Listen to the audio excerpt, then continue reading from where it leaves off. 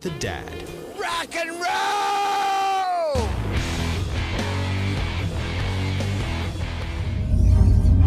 A long time ago, in a galaxy far, far away,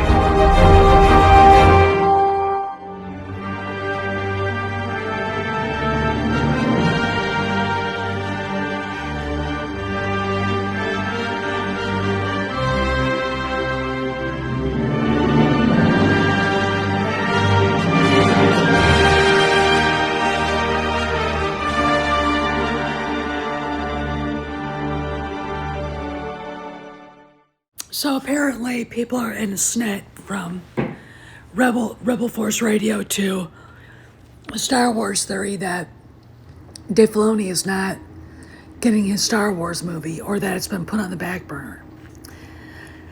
Let me remind you, he has never directed a live action film in his life. And, I think Disney put him in charge because he's a Star Wars guy, and he's a company guy, and he knows the franchise. That doesn't mean he gets to make a movie. And I wanted to talk about it because if you remember right, Rian Johnson, I don't think, directed a movie before he got The Last Jedi, and look what we got there. J.J. Abrams is a joke of a director and storyteller, and I think Disney's had it with these young, inexperienced directors, and just because the guy happens to be the Lucasfilm president doesn't mean that he should direct a movie. It's kind of like, this isn't a great analogy, but it's kind of an analogy. The senior vice president of Paramount Pictures back in 1970 deciding not only is he the president of, or the senior vice president and head of Paramount Pictures, but he also wants to direct and produce The Godfather. I mean, that would be Robert Evans, aka Bob Evans. That's not going to work. That's not going to happen. All right, it's just, a man has to know his limitations. So this, I would say Avengers Unite thing that they came up with, it's not a good idea. First off, I'm going to be very blunt. That's not Star Wars, in my opinion. That's not the franchise. That's Marvel, and that's cotton candy. That's empty calories. It's not, George Lucas style storytelling. And I think that's another reason why they wanted to put that back on the shelf, is that it doesn't make any sense and it's not a good idea. So there you go. And Filoni is the president of Lucasfilm, and he's not co-president, as they like to say, because in Hollywood you kiss the useless woman's ass everywhere. There's something behind him. There's something unsaid behind him. And if you're a member of Cameron's Patreon, the name that's not being said here, the name that's on Mando and Grogu, on Starfighter, and it's not Kathleen Kennedy, it's Jon Favreau, okay? There's something going on. And to me, I'm going to say this. The whole event, Mandalorian movie that Filoni was going to do could almost have been an idea of Kennedy's, right? And so they put it on the back burner. Favreau didn't want to do it. It's stupid. This is, and the more I think about it, the more it makes sense. Because only she would think we could do an Avengers-type movie. Because she doesn't understand Star Wars at all. She doesn't understand the underlying messages.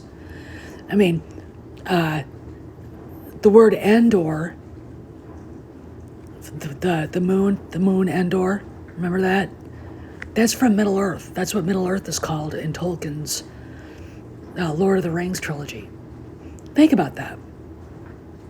She doesn't understand it because she probably couldn't read those books.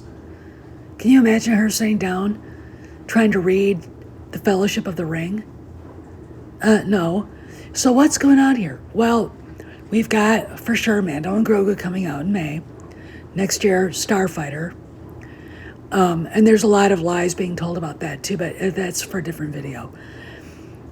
But there is something going on, and we were told by Sparrow, aka they, them, that there's a huge director talking about doing a big name that has appeared in Star Wars lore, as he was supposed to actually have, I think, directed The Empire Strikes Back, and that's when the Directors Guild got into a fight with George, and it didn't happen, but he did direct one of the scenes in Revenge of the Sith. Steven Spielberg apparently is in talks to, now I remember when I first reported this, the second movie in a trilogy. Now it appears it's the first movie, maybe the whole thing. It's interesting to me because, first off, this is the complete opposite of Kennedy's idea. She wanted to give these young directors, aka Rian Johnson, big tentpole movies when they'd never directed a movie before. And to me, it looks like something behind the scenes at Disney said something's going on in Disney where they're taking the opposite direction of what Kennedy wanted to do and what she did do, because she made a vast mistake. Hiring, J.J. Abrams is like hiring a chihuahua. You can make him do whatever you want him to. Rian Johnson, too young, too arrogant. He obviously is not a fan of the franchise. Lord and Miller, not the correct directors for a Star Wars movie. And you go on and on and on and on. I mean, Tony, so Gareth Edwards, and it went on and on. So they're taking a different tack, getting probably the most well-respected director in Hollywood today, Steven Spielberg. I mean, he's, in my opinion, the greatest film director of my lifetime. And he's just one rung down from the legendary John Ford. So this is a different tack. And if what's going on is what I think it is, this is the best thing for Star Wars, period. Let's talk more. I've been basking in it for the last 30 minutes. My God, I feel like a seafront village after the Vikings have left. How embarrassing for you. I left you a message not to come. I'm passing on The Godfather. So, like I said, perhaps the Filoni Avengers Assemble kind of thing that we thought they were doing was a Kennedy idea. And they just said, no, we're not doing it that way. And again, I'm going to reiterate this. That's a good thing. That's a really good thing. I mean, any sort of comic book kind of thing is just stupid, in my opinion. It's empty calorie filmmaking. It's cotton candy for the brain. And, they can do better, and they will. Now, we'll go back to the Spielberg thing, because this is actually part of a discussion on Cameron's Patreon. I want to reiterate how getting a director who is proven, who can do big tentpole movies, Raiders of the Lost Ark, E.T., you name it, a Jurassic Park, who runs a tight ship, who's creative, who thinks about the story and what he wants to see on the screen and understands what the fans want to see. And not having Kennedy's influence here is a bonus, right? And we have to admit, and I'm going to say this: if Spielberg, if this happens, and Spielberg does take on the first movie or maybe the whole trilogy, this is where they want to erase the sequels, right? This is where they're going to erase the sequels.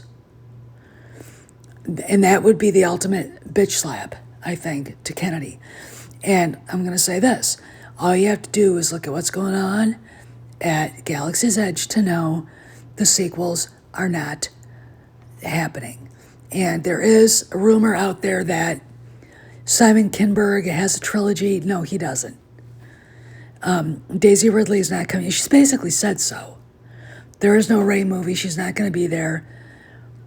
And please, for the love of God, quit being so delusional. Blue pills, you got to stop thinking you're going to see a Rey movie. I mean, look at what's really going on. Look around you. All right? The sequel trilogy is dead, and it's never coming back. All right? You got to accept it and move on. Okay?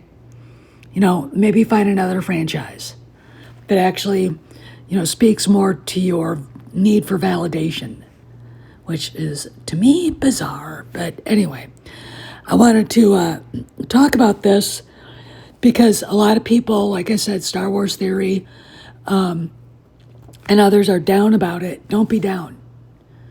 Because Dave, he's president of Lucasfilm, but in the ultimate decider, who's going to direct what is Disney.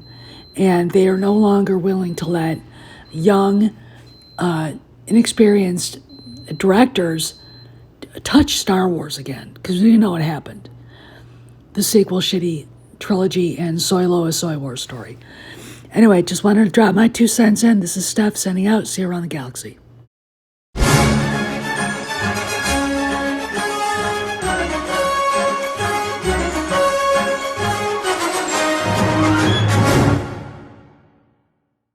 Ready, everybody? All set.